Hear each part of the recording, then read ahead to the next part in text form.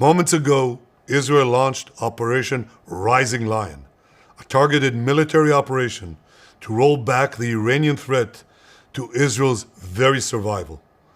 Israel has launched its most significant military operation against Iran in decades. In the early hours of Friday morning, Israeli forces struck multiple Iranian nuclear facilities and military installations in what Tel Aviv is calling Operation Rising Lion. The attack has killed senior Iranian military commanders and set back Iran's nuclear program by several years. Here's what happened and why it matters. At 3 a.m. local time, Israel aircraft penetrated Iranian airspace and hit the Natanz uranium enrichment facility, Iran's primary nuclear site, that is. The strikes also targeted ballistic missile production facilities and eliminated Hossein Salami, the commander of Iran's Revolutionary Guard, along with several nuclear scientists. Israel Prime Minister Benjamin Netanyahu says that the operation will continue for as many days as necessary to neutralize what Israel calls an existential threat. The immediate trigger, however, was the collapse of nuclear negotiations between the United States and Iran. Now, US President Donald Trump had been pushing for a new nuclear deal, attempting to revive diplomacy after years of tensions. The talks, which had been ongoing since early 2025, broke down completely in the first week of June. The failure came down to fundamental disagreements. While Iran demanded immediate lifting of all sanctions, refusing to roll back its uranium enrichment to previous levels.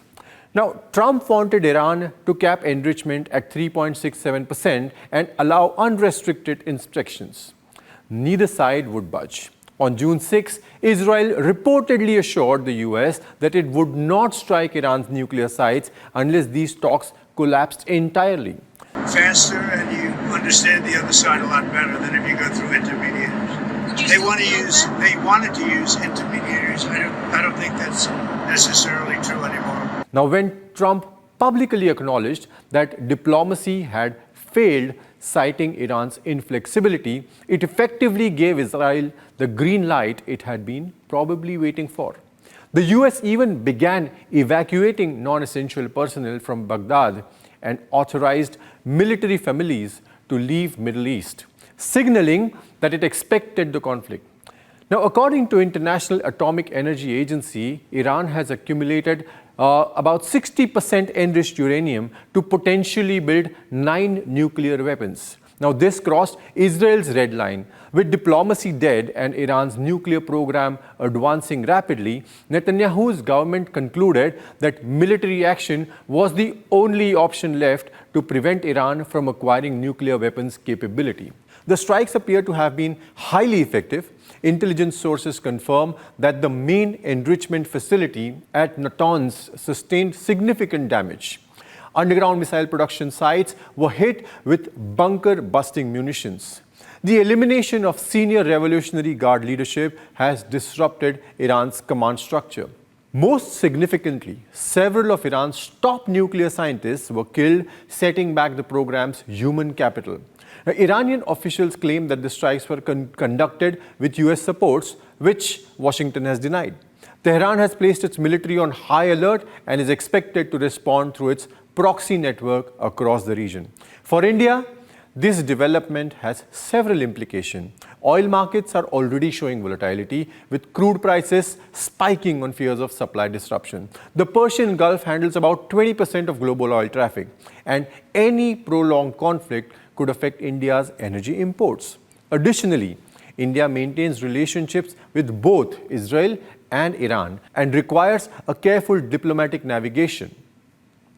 Looking ahead, India's supply chains face mounting risks. The Straits of Hormuz, through which 25% of India's imported crude and 15% of non-oil cargo flows, could see disruptions, delaying critical inputs like petrochemicals for India's $200 billion chemical industry. Rising freight costs may strain exporters, with 60% of India's trade reliant on maritime routes. New Delhi may need to secure alternative sources of rare earths and semiconductors, vital for its electronics sector, which imports $20 billion worth of it annually. Diversifying supplies will be key to avoiding production halts. Historical disruptions like the 2021 Suez blockage show India's vulnerability to global trade shocks. With 40% of its manufacturing tied to just in-time inventories, prolonged delays could ripple across industries. The coming weeks will clarify whether these risks remain contained or escalate into broader economic challenges. What's clear is that Israel's strikes have unsettled regional stability, threatening India's trade lifelines. By targeting Iran's nuclear program, Israel has amplified uncertainties for global commerce. Whether this prompts a short-term trade adjustment or a long-term supply chain overhaul is unclear, but the immediate concern is undeniable. India's industries face a precarious outlook. This is a developing story with global implications, and we will continue monitoring the situation as it unfolds, particularly focusing on how it affects India's interests in the region, including energy security and the safety of Indian nationals in the Middle East.